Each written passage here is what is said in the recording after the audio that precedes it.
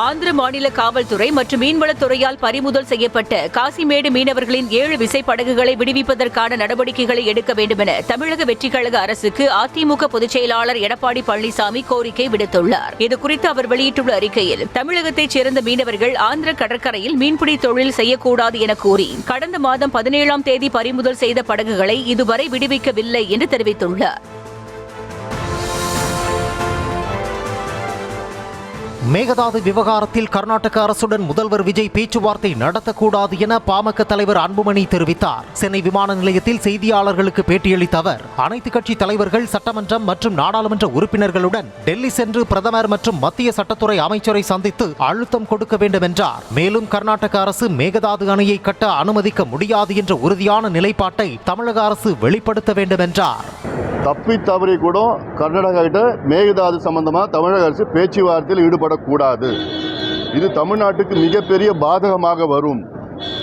ஏற்கனவே சட்டமன்றத்தில் ஒரு தீர்மானத்தில் ஒரு திருத்தம் கொண்டு வந்து மேகதாது நடுவர் மன்றம் என்று சொல்லுகின்ற ஒரு சூழல் இருக்கிறது. அதுவே தவறானது. அதனால் ஒருபொழுதும் முதலமைச்சர் அவர்கள் கர்நாடகாவுக்கு செல்லக்கூடாது. மேகதாது சம்பந்தமாக கர்நாடக அரசிடம் பேச்சுவார்த்தை நடத்தக்கூடாது. சட்ட போராட்டம், அரசியல் போராட்டம் செய்ய வேண்டும். திமுக கூட்டணி 73 இடங்களில் வெற்றி பெற்றதற்கு விசிகத்தான் காரணம் என அக்கட்சியின் தலைவர் திருமாவளவன் கூறினார். புதுச்சேரி கம்பன் கலையரங்கில் நடைபெற்ற கட்சியின் சிறப்பு செயற்குழு கூட்டத்தில் கலந்து கொண்டு பேசிய அவர், பட்டியலினத்தவர்கள் தங்கள் வாக்குகளை மாற்றி போட்டுவிட்டதாக கூறி தனக்கு எதிராக பிம்பத்தை கட்டமைக்க முயற்சித்ததாகவும் குற்றம் சாட்டினார். மேலும் தாவேகா ஆட்சியில் விசிகவுக்கு முக்கியத்துவம் தந்துவிடக்கூடாது என்றுதான் தற்போதும் பலர் நினைப்பதாக கூறினார். இன்றைக்கு திமுக கூட்டணி இத்தனை இடங்களில் வெற்றி பெற்றதற்கு விடுதலை சிறுத்தைகள் தான் காரணம்.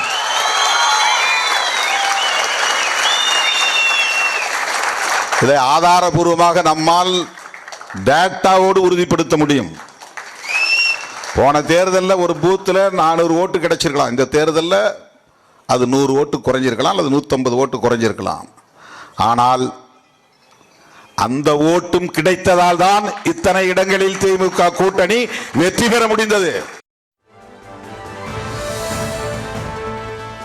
ஜனநாயகன் படம் பார்த்தபோது சிந்திய கண்ணீர் உணர்வு பூர்வமானது எனவும், ஆனால் சிலர் விமர்சனம் செய்வதாகவும் அமைச்சர் முகமது பர்வேஸ் வேதனை தெரிவித்தார். புதுக்கோட்டையில் செய்தியாளர்களிடம் பேசிய அவர், 11 வயதில் இருந்தே முதலமைச்சர் விஜயுடன் இருப்பதாகவும், அவரது கடைசி படம் என்பதால் மனது தாங்க முடியாமல் கண்ணீர் சிந்தியதாகவும் தெரிவித்தார்.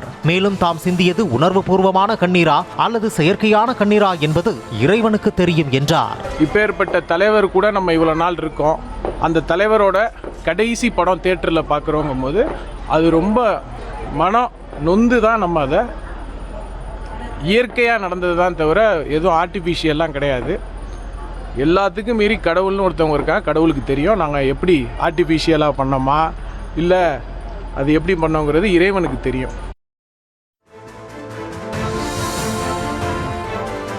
காஞ்சிபுரம் மாவட்டம் பரந்தூரில் இருந்து புதிய வானூர்தி நிலைய திட்டத்தை வேறு இடத்திற்கு மாற்ற தாவேகா அரசு இதுவரை மத்திய அரசிடம் கோராதது ஏன் என நாம் தமிழர் கட்சியின் தலைமை ஒருங்கிணைப்பாளர் சீமான் வினவினார். பரந்தூர் திட்டத்தை மாற்ற வேண்டும் என எந்த கோரிக்கையும் தமிழகத்திடமிருந்து வரவில்லை என போக்குவரத்து துறை இணையமைச்சர் முரளிதர் நாடாளுமன்ற கூட்டத்தொடரில் பேசியதாக சீமான் தனது அறிக்கையில் சுட்டிக்காட்டினார். பரந்தூர் மக்களுக்கு ஆதரவாக நேரில் சென்றது முதலமைச்சர் விஜய்க்கு நினைவிருக்கிறதா என்றும், தமிழக அரசின் நிலைப்பாடு என்ன என்றும் அவர் கேள்வி எழுப்பினார். சீமை கருவேல மரங்களை அகற்ற அனுமதி கோரும் தன்னார்வ தொண்டு நிறுவனங்களுக்கு 24 மணி நேரத்திற்குள் அனுமதி வழங்க வேண்டும் என தமிழக அரசுக்கு சென்னை உயர்நீதிமன்றம் உத்தரவிட்டுள்ளது. மதிமுக பொதுச் செயலாளர் வைகோ தொடர்ந்த வழக்கை விசாரித்த சிறப்பு அமர்வு மரங்களை அகற்றும் பணிகளை ஒருங்கிணைக்க வருவாய்த்துறை செயலாளரை நோடல் அதிகாரியாக நியமித்துள்ளது. மேலும் கருவேல மரங்களை அகற்ற தேவையான நிதியை அரசு ஒதுக்க வேண்டும் என்றும், வைகோவை பின்பற்றி தன்னார்வலர்கள் நேரடியாக களமிறங்க வேண்டும் என்றும் நீதிபதிகள் அறிவுறுத்தியுள்ளனர்.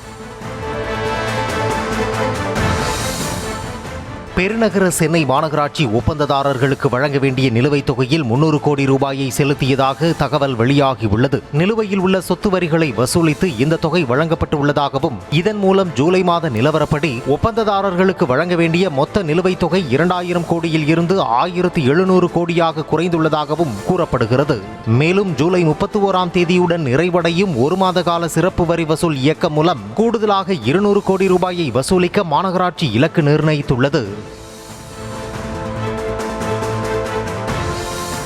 புதுச்சேரி கடற்கரை சாலையில் மாணவர்கள் போராட்டம் நடத்த திட்டமிட்டுள்ளதாக கிடைத்த தகவலை தொடர்ந்து போலீசார் முன்னெச்சரிக்கை நடவடிக்கையாக கடற்கரை சாலையை மூடி சீல் வைத்தனர். கரப்பான்பூச்சி ஜனதா கட்சியினரின் போராட்டத்துக்கு ஆதரவு தெரிவித்து புதுச்சேரியில் போராட்டம் நடத்தி வரும் மாணவர்கள் கடற்கரை சாலையை முற்றுகையிட்டு போராட்டம் நடத்துவதற்காக திரண்டனர். இதையடுத்து கடற்கரை சாலை முழுவதும் பேரிகார்டுகள் வைத்து சீல் வைத்த போலீசார் பொதுமக்கள் செல்வதற்கும் தடை விதித்தனர். மேலும் கடற்கரை சாலையில் திரண்டிருந்த சுற்றுலா பயணிகளையும் வெளியேற்றினர்.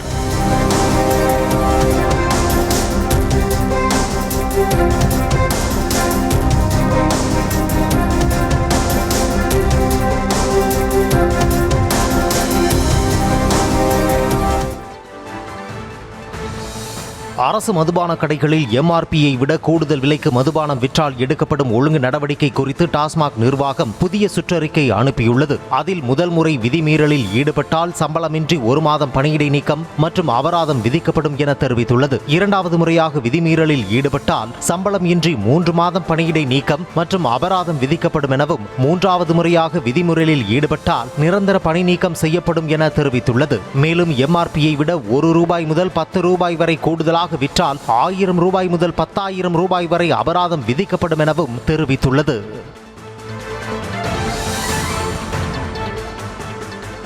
ராமநாதபுரம் மாவட்டம் ரெகுநாதபுரம் அருகே வண்டல் மண் எடுப்பதற்கு அனுமதி வாங்கிவிட்டு கட்டுமானத்திற்கு மண் அள்ளப்படுவதாக தகவல் அறிந்து சென்ற நியூஸ் தமிழ் செய்திக்குழுவினரை பார்த்ததும் மண் திருட்டு கும்பல் ஓட்டம் பிடித்த சம்பவம் அரங்கேறியுள்ளது. காரான் பஞ்சாயத்துக்குட்பட்ட வண்ணான் ஊரணி பகுதியில் விவசாய நிலத்திற்கு செல்லும் பாதையில் படிந்து கிடக்கும் கட்டுமான மண்ணை சட்டவிரோதமாக அள்ளி சிலர் விற்பனை செய்வதாக கூறப்படுகிறது. நாமக்கல் மாவட்டம் ராசிபுரம் நகராட்சியில் 25 டெண்டர்களுக்கான விண்ணப்பங்களை சமர்ப்பிக்க 1 நாள் மட்டுமே அவகாசம் வழங்கியதாக குற்றச்சாட்டு எழுந்துள்ளது.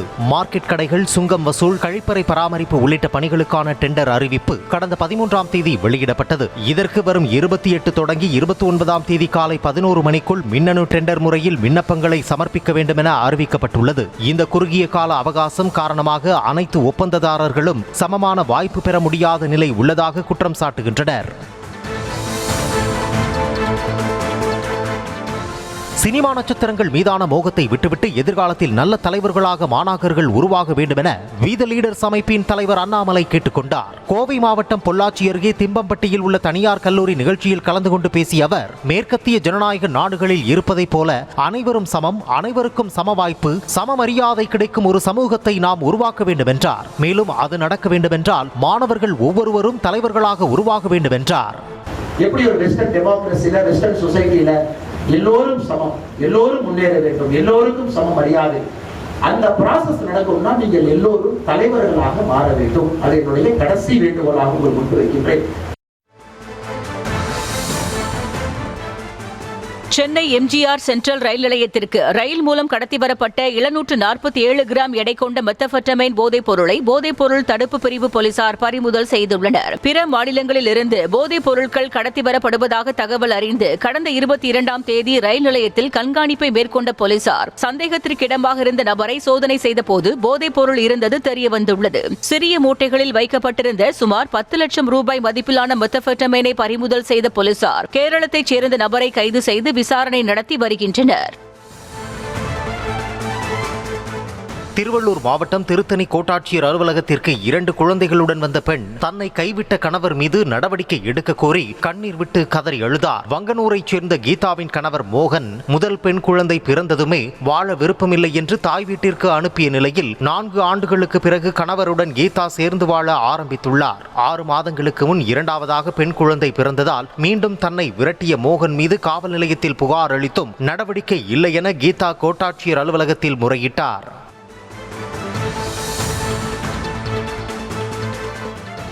தஞ்சாவூர் மற்றும் அரியலூர் மாவட்டங்களை இணைக்கும் வகையில் பாபநாசத்தில் கொள்ளிடம் ஆற்றின் தென்கரையில் உயர்மட்ட பாலம் கட்ட வேண்டும் என பொதுமக்கள் கோரிக்கை விடுத்துள்ளனர். கொள்ளிடம் ஆறு தற்போது வறண்டுள்ளதால் 3 கிலோமீட்டர் தூரத்தை கடந்து செல்வதாகவும் தண்ணீர் உள்ள நாட்களில் சுமார் 60 கிலோமீட்டர் தூரத்திற்கு சுற்றி கொண்டு செல்வதாகவும் கிராம மக்கள் தெரிவித்தனர். இங்கு உயர்மட்ட பாலம் அமைந்தால் சுமார் 200 கிராமங்கள் பயன்பெறும் என்பதால் அதற்கான நடவடிக்கையை எடுக்க வேண்டும் என அரசுக்கு பொதுமக்கள் கோரிக்கை விடுத்துள்ளனர். பாபநாசம் தாலுகா, தஞ்சை மாவட்டம், இந்த நடுத்திட்டு ராமனூருக்கு இடையில உள்ள பாலம் போடுறது வந்து 15 வருஷ காலமாக வந்து போகிறேன்னு சொல்லியிருக்காங்க ஒழிஞ்சு அது நடைமுறைக்கு வந்த பாடம் தெரியல. இந்த பாலம் போட்டாக்க 200 கிராமம் வந்து சௌகரியம் அடையும் உள்ள பாதையாகவும் இருக்கும், பாலமாகவும் இருக்கும். விவசாயம் பூரா அந்த செயல் எடுத்துக்கிட்டாக்க ஒரு 5000 ஏக்கருக்கு மேலே காய்கறி பயிர்லேருந்து தானிய பயிர் அனைத்து பயிருமே இங்கே தான் விவசாயம் நல்லா இதை பண்ணியிருக்காங்க. அதுக்கு எல்லாத்துக்குமே எங்களுக்கு சௌகரியமாக இருக்கும். ஆசிரியர்லேருந்து பொதுமக்கள்லேருந்து எல்லாம் இந்த கிட்டத்தட்ட தான் 1 கிலோமீட்டரில் பாலத்தில் வந்து எல்லா கிராமம் பாதிக்கிறதுக்கு இல்லாமல் நல்லா பயன்படுறதுக்கு வாய்ப்பாக உள்ள இடம் இருந்தது. கடலூர் மாவட்டம் பூதங்குடி பகுதியில் செயல்படும் SDCON மெட்ரிகுலேஷன் பள்ளியின் தாளாளரும் அவரது மனைவியும் மாணவிகளை சக மாணவர்களுடன் தொடர்பு படுத்தி பேசுவதாக பெற்றோர் புகார் தெரிவித்துள்ளனர். 9ஆம் வகுப்பு படிக்கும் மாணவிகளை தாளாளர் சுஜின் பிளாஸ்டிக் பைப்பால் தாக்கியது மட்டுமல்லாமல் 1 மணி நேரத்திற்கும் மேலாக வெயிலில் நிற்க வைத்து கொடுமைப்படுத்தியதாக பெற்றோர் தெரிவித்துள்ளனர். மாணவிகளை அடித்தது குறித்து கேட்க சென்ற பெற்றோரையும் கற்களால் தாக்க முயன்றதாக கூறப்படும் நிலையில் அவர்கள் அளித்த புகாரின் பேரில் ஒரத்தூர் போலீசார் சுஜின் அவரது மனைவி தீபா ஆகியோரிடம் விசாரணை நடத்தி வருவதாக கூறப்படுகிறது. நாமக்கல் மாவட்டத்தில் அதிகாரிகள் ஒருமையில் பேசியதாக கூறி அங்கன்வாடி உதவியாளர் அரளி விதையை சாப்பிட்டு தற்கொலைக்கு முயன்ற சம்பவம் பரபரப்பை ஏற்படுத்தியுள்ளது. உயிருக்கு ஆபத்தான நிலையில் மருத்துவமனையில் அனுமதிக்கப்பட்டுள்ள உதவியாளர் முதலமைச்சர் நடவடிக்கை எடுக்க கோரி வெளியிட்டுள்ள வீடியோ இணையத்தில் வைரலாகி வருகிறது. செவந்திப்பட்டியில் உள்ள அங்கன்வாடி மையத்தில் உதவியாளராக பணிபுரியும் வெண்ணிலா அதிகாரிகள் தன்னை பற்றி குறை சொல்லி ஒருமையில் பேசியதாக கூறி அரளி விதையை அரைத்து சாப்பிட்டுவிட்டு வீடியோ வெளியிட்டார். பள்ளிக்கரணை சதுப்பு நிலத்தில் அடுக்குமாடி குடியிருப்பு கட்ட வழங்கப்பட்ட சுற்றுச்சூழல் ஒப்புதலை நிறுவனத்தின் கருத்தை கேட்காமல் ரத்து செய்தது ஏன் என சென்னை உயர்நீதிமன்றம் கேள்வி எழுப்பியுள்ளது. இங்கு அடுக்குமாடி குடியிருப்பு கட்ட பிரிகேட் நிறுவனத்துக்கு சுற்றுச்சூழல் தாக்க மதிப்பீட்டு ஆணையம் கடந்த ஆண்டு ஒப்புதல் அளித்தது. இந்த ஒப்புதலை தாவேக தலைமையிலான புதிய அரசு ரத்து செய்தது. இதை எதிர்த்து பிரிகேட் நிறுவனம் வழக்கு தொடர்ந்தது. இந்த வழக்கை விசாரித்த நீதிமன்றம் தமிழ்நாடு மாநில சுற்றுச்சூழல் தாக்க மதிப்பீட்டு ஆணையம் பதிலளிக்க உத்தரவிட்டு விசாரணையை வரும் 28ஆம் தேதிக்கு ஒத்திவைத்தது. புதுச்சேரியில் நகைக்காக உறவுக்கார பெண்ணை கொலை செய்த இளைஞரை போலீசார் கைது செய்தனர். கருவடிக்குப்பம் கெங்கையம்மன் கோவில் வீதியில் ஹோட்டல் நடத்தி வரும் மணியின் மனைவி ரமணி பட்டப்பகலில் வீட்டில் கொலை செய்யப்பட்டு கிடந்தார். அவரது கழுத்தில் இருந்த 6 சவரன் தங்கத்தாலி மற்றும் கம்மல் மாயமாகி இருந்தது. இது குறித்து போலீசார் மேற்கொண்ட விசாரணையில் ரமணி உறவினரின் நண்பரான பிரவீன்குமார் வீட்டிற்கு வந்து சென்றது சிசிடிவி காட்சிகள் மூலம் தெரிய வந்தது. அவரை பிடித்து போலீசார் விசாரித்ததில் நகைக்காக கொலை செய்ததை ஒப்புக்கொண்டார். இதையடுத்து அவரையும் அவரது மனைவி ஈஸ்வரியையும் போலீசார் கைது செய்தனர். சென்னை பெருங்குடியில் வீடு புகுந்து ஊர்காவல் படை பெண்ணுக்கு பாலியல் தொல்லை கொடுத்தவரை துரைப்பாக்கம் போலீசார் கைது செய்தனர். 52 வயதான அல்டாப் என்பவர் பாதிக்கப்பட்ட பெண்ணின் வீட்டிற்கு எதிரே வசித்து வரும் நிலையில் செல்போனில் அழைத்து ஆபாசமாக பேசியதோடு அந்த பெண் வீட்டில் தனியாக இருந்தபோது அத்துமீறி நுழைந்து பாலியல் தொல்லை கொடுத்ததாக புகார் கூறப்பட்டுள்ளது. அவரது கண்ணில் மிளகாய் பொடியை தூவி அவரிடமிருந்து தப்பித்த பெண் காவல் நிலையத்தில் புகார் அளித்தார். ஈரோடு மாவட்டம் சிக்கள்ளி கிராமத்தில் காட்டு யானை திடீரென அரசு பள்ளி வளாகத்துக்குள் புகுந்ததால் பரபரப்பு ஏற்பட்டது. விவசாய நிலங்களில் உலா வந்த யானை திடீரென பள்ளிக்குள் புகுந்தது குறித்து மக்கள் அளித்த தகவலின் பேரில் அங்கு வந்த வனத்துறையினர் யானையை விரட்டும் பணியில் ஈடுபட்டனர். அப்போது பள்ளியின் சுற்றுச்சுவரை உடைத்துக் கொண்டு யானை வெளியேறியது.